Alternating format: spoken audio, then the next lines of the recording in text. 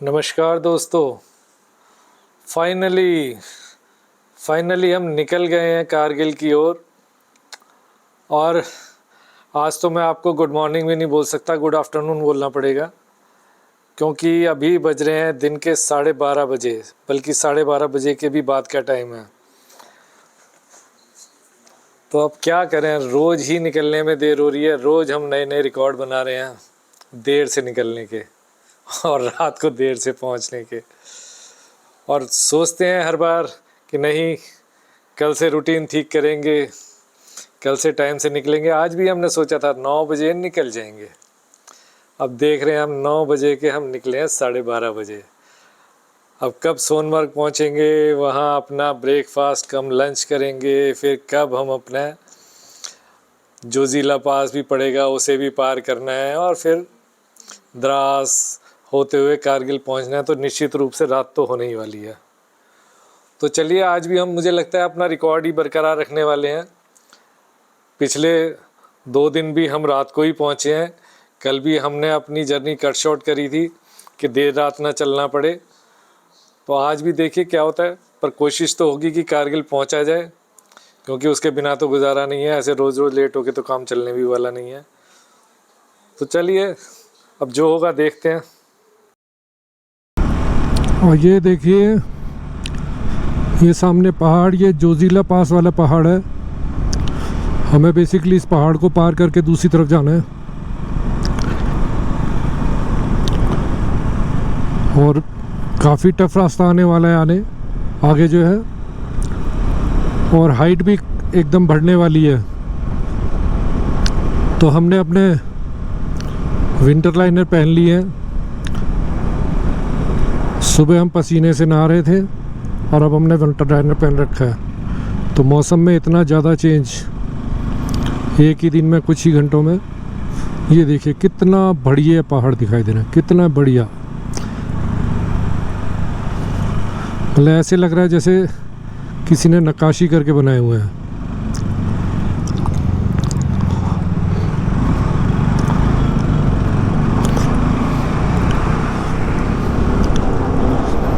Basically Ladakh और कश्मीर को शायद यही पहाड़ सेपरेट करता है। उस तरफ लद्दाख एरिया आ जाएगा और इधर अभी हम कश्मीर एरिया में चल रहे हैं।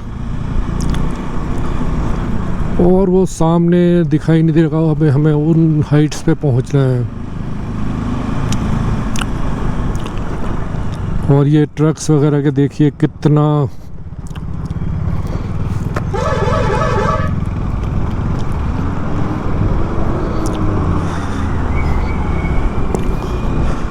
ट्रक चढ़ ही नहीं पा रहा, रुक गया बिल्कुल। अब शायद थोड़ा बैक लेके उसे स्टार्ट करना पड़ेगा। हाइट में एकदम मेजर फर्क आने वाला है। कहाँ से गुजर रहे हैं हम, पहाड़ों की शेप देखिए, पहाड़ों का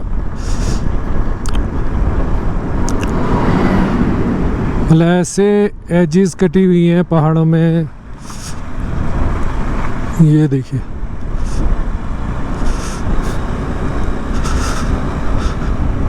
ये जोजिला पास पे पहुंचने वाले हैं हम। और रोड की बहुत ख़राब हालत है बीच बीच में। अभी पीछे पूरा जाम लगा हुआ था।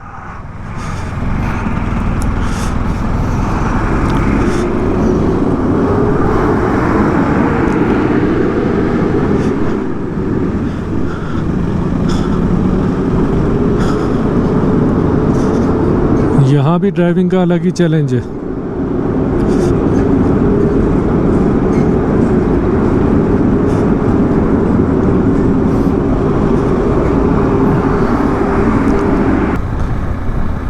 पहाड़ों के बीच में कैसी स्मूथ रोड,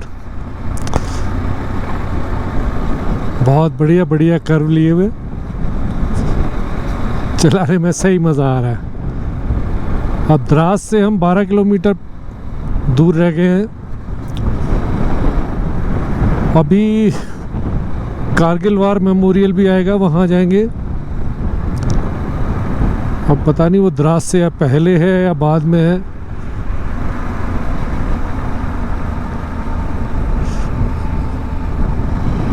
ये देखिए कितना बढ़िया रोड है, पहाड़ों का नज़ारा लीजिए, साथ साथ नदी चल रही है, बढ़िया समय है।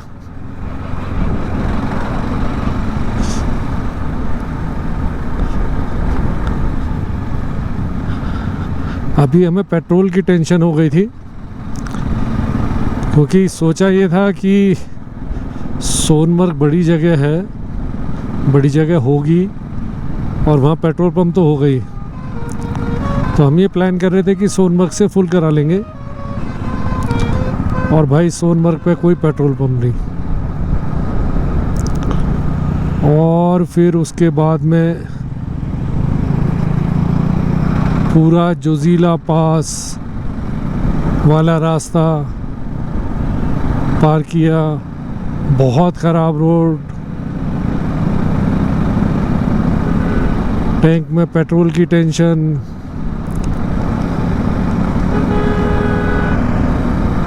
और जो मीटर है वो बहुत देर से लो फ्यूल। अब मुझे लगता है ये KTM में शायद कुछ प्रॉब्लम तो नहीं है, मेरी KTM 390 में मतलब शायद काफ़ी पेट्रोल होता है और ये वार्निंग देने लगता है, और वो वार्निंग देख के मतलब परेशानी होती है, दिल धड़कता है कि भाई कुछ प्रॉब्लम ना आ जाए, ख़त्म ना हो जाए पेट्रोल, और शायद होता है पेट्रोल। मतलब मुझे लगता है कम से कम शायद 4 लीटर तो होता ही होगा जब ये वार्निंग दिखाने लगता है।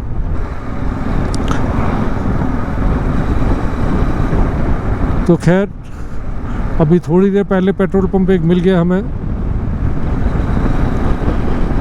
और पेट्रोल डलवा के शांति पड़ी। और आप ये देखिए कि मतलब फुल होके भी 10 लीटर आया है, तो सोचिए कितनी देर से वार्निंग दिखा रहा था और पेट्रोल फिर 10 लीटर ही आया, तो इसका मतलब कहीं ना कहीं जब वो वार्निंग शो करता है तो अच्छा खासा पेट्रोल होता है टैंक में। और देखिए कैसे बिल्कुल एक भी पौधा नहीं है, कहीं ग्रीनरी का कोई नाम नहीं, बिल्कुल सूखे पहाड़।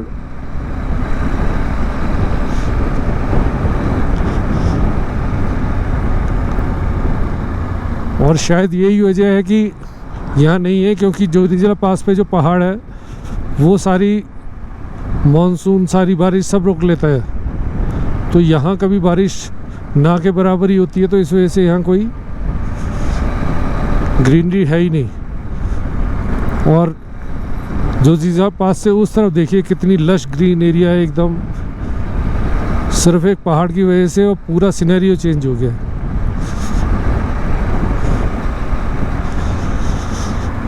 देखिए कितने बढ़िया लग रहे हैं एकदम, तो फिसलते चले आओ नीचे।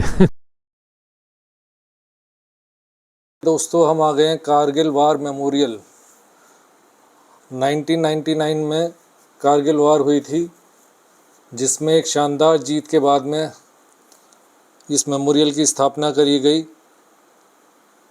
और ये देखिए ये सामने अब ये हमारे टाइगर हिल है, जिसको बेस करके लड़ाई हुई थी। टाइगर हिल के कुछ हिस्से पे पाकिस्तानी सेना ने कब्ज़ा कर लिया था, जिसको छुड़ाने के लिए ये लड़ाई हुई, और अंत में हमने अब शानदार विजय पाई। तो ये आप देख सकते हैं ये कहाँ पहाड़ों में, ये देखिए कितनी हाइट पे लड़ाई हुई है हमारी, जहाँ सांस भी लेना मुश्किल होता है आम इंसान का, वहाँ हमारे वीर जवानों ने दुश्मन के दांत खट्टे कर दिए और अंततः जीत हासिल करी। और ये सामने देखिए ये जो उस लड़ाई में हमारे सैनिक शहीद हुए, 527 सैनिक, उनकी याद में ये स्मारिकाएँ लगी हुई हैं, हर सैनिक की याद में एक, और टोटल 1363 सैनिक घायल हुए इस लड़ाई में। तो हमारी तरफ से भी बहुत नुकसान हुआ, पर आखिरकार में हमारी सेनाओं ने पाकिस्तान पे विजय पाई, जिसको हम आज भी सेलिब्रेट करते हैं। और ये देखिए कितना अच्छा एक मेमोरियल उनकी याद में बना हुआ है। और ये सामने देखिए बोफोर्स गन। बहुत लोग कहते हैं बोफोर्स गन का बहुत एक मेजर कारण रहा इस युद्ध को जीतने में बहुत एक्यूरेसी से फायर करती थी, और इसके छोटे रेप्लिका नहीं कहेंगे, छोटी गन्स भी तैयार करी गई बाद में। तो दोस्तों बहुत अच्छा लगा यहाँ आके अपने सैनिकों को याद करके। गुड मॉर्निंग दोस्तों। गाइस, हम कारगिल आ गए हैं, कल रात को पहुँच गए थे। बहुत ज़्यादा लेट तो नहीं हुए थे, करीब 8 बजे के करीब हम पहुंच गए थे कारगिल। थोड़ा होटल ढूंढने में 3-4 होटल देखने पड़े, जब जाके हम यहाँ अपने इस होटल में पहुँचे हैं। और अच्छा रहा कल का सफ़र बहुत। और ये देखिए, जब होटल में हम आते हैं तब तो बहुत एकदम साफ़ सुथरा होता है, पर बाइकर्स की प्रॉब्लम यही है, सब कुछ बिखर जाता है। आने के थोड़ी देर बाद ही सब कुछ बिखर जाता है, क्योंकि पूरा बाइक से सामान उतार के यहाँ लाके रखना होता है। बहुत आर्टिकल्स होते हैं, तो बस कमरा थोड़ी देर ही साफ़ रह पाता है। बाकी अब हम तैयारी में हैं आर्यन वैली के लिए निकलने के लिए। देखिए, ये अपने तैयार हो रहे हैं और जल्दी ही निकलेंगे। बस अभी निकलेंगे और नाश्ता पानी करेंगे और निकलते हैं आर्यन वैली के लिए। दोस्तों, हम निकल चुके हैं अब आर्यन वैली के लिए। पर जाने से पहले थोड़ी पेट पूजा करके निकलनी है, क्योंकि सुबह से हमने अभी तक सिर्फ गर्म पानी पिया है, चाय भी नहीं पी अभी तक। तो पहले थोड़ा कहीं जाके अच्छी सी जगह देख के कुछ खा पी लिया जाए, अपने शरीर में एनर्जी डाल ली जाए, फ्यूल डाल लिया जाए, तो पूरे दिन के लिए एक रिचार्ज हो जाए शरीर। तो अभी बस किसी खाने की जगह की तलाश में है। किसी ने बताया है, वो बताइए यहाँ से 5 किलोमीटर दूर है, तो 5 किलोमीटर सिर्फ ब्रेकफास्ट कम लंच करने के लिए जा रहे हैं, और फिर उसके बाद आर्यन वैली का रूट पकड़ेंगे। दोस्तों, आर्यन वैली से जुड़ी एक बहुत ही रोचक जानकारी आपके साथ शेयर करना चाहूँगा। जैसा नाम से जाहिर है कि यहाँ बहुत पुराने टाइम से आर्यंस रहते हैं, तो उस वजह से इस जगह का नाम आर्यन वैली पड़ गया है। और यहाँ अभी भी आर्यंस की प्योर ब्रीड रहती है, ऐसा माना जाता है। तो यहाँ विदेश से भी लेडीज़ प्रेगनेंसी के लिए आती हैं, कि ताकि उनका बेबी एक रियल आर्यन पैदा हो, ऐसी मान्यता है यहाँ पे, ऐसा कहा जाता है। अब पता नहीं इन चीज़ों में कितनी सच्चाई है या खाली मिथ हैं, पर एक जो भी है, जो मुझे पता चला, जस्ट वो मैं आपसे एक शेयर करना चाहता हूँ।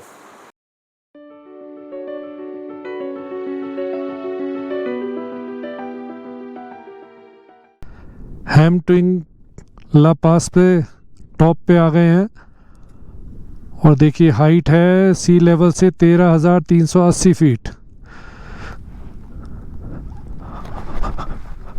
और देखिए सामने पहाड़ियाँ,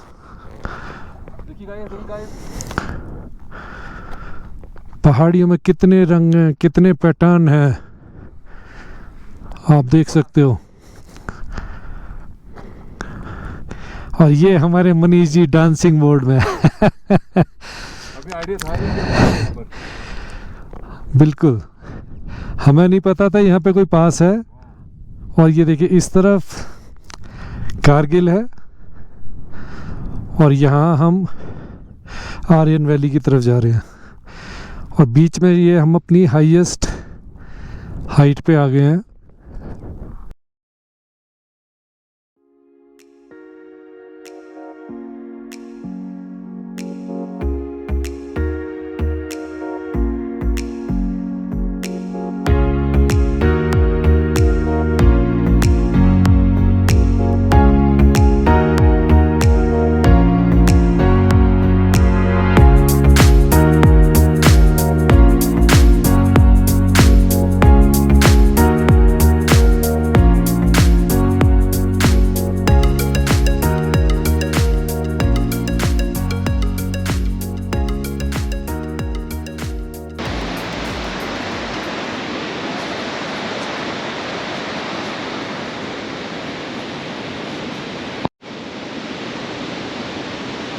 और दोस्तों ये हम आ गए हैं आर्यन वैली के नेचर कैंप में।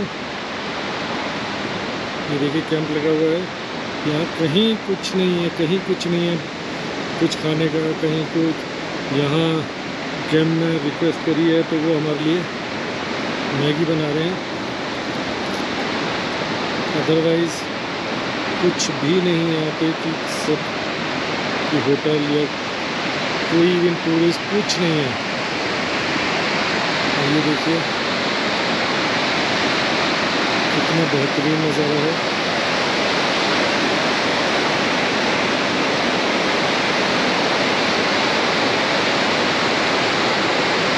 वो सामने जो कुछ दिखाई दे रहा है वहाँ से आए हैं।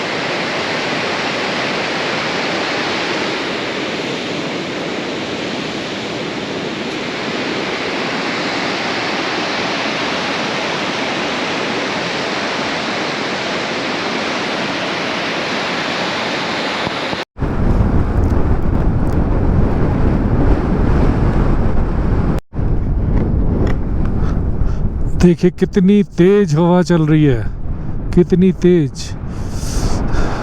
हमने यहाँ पे सोचा था कि कुछ रिकॉर्डिंग करेंगे, उतर के कुछ फोटोग्राफी करेंगे दोबारा, पर इतनी तेज हवा है कि कुछ भी पॉसिबल नहीं लग रहा है।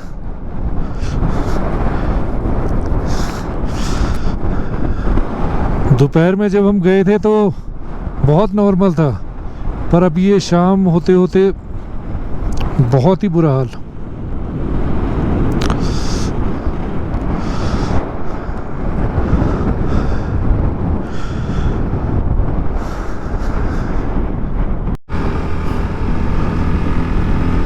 तो कारगिल जाने के रास्ते में हम आर्यन वैली से वापस होके, और इस रास्ते में बिल्कुल कोई टूरिस्ट नहीं है, बहुत ही कम लोकल्स हैं, ऑलमोस्ट पूरा सुनसान रास्ता है। टूरिस्ट भी यहाँ पता नहीं आर्यन वैली में बहुत ही कम आते हैं, शायद रिमोट में पड़ता है।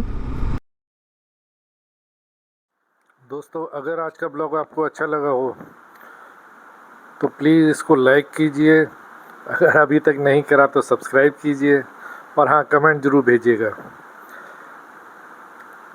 तो मिलते हैं कल एक नई दिन के साथ, नए चैलेंजेस के साथ, क्योंकि अब हम अपनी जर्नी के एक बिल्कुल ही अलग मोड में जाने वाले हैं। कल से रियल एडवेंचर मेरे ख्याल में शुरू हो जाएगा, क्योंकि कल हम जाने हैं कहाँ, कारगिल से पदुम। बहुत ही चैलेंजिंग रास्ता है, जितना भी सबसे सुना है बहुत टफ है। तो मिलते हैं गाइस अगले ब्लॉग में पदुम के रास्ते में।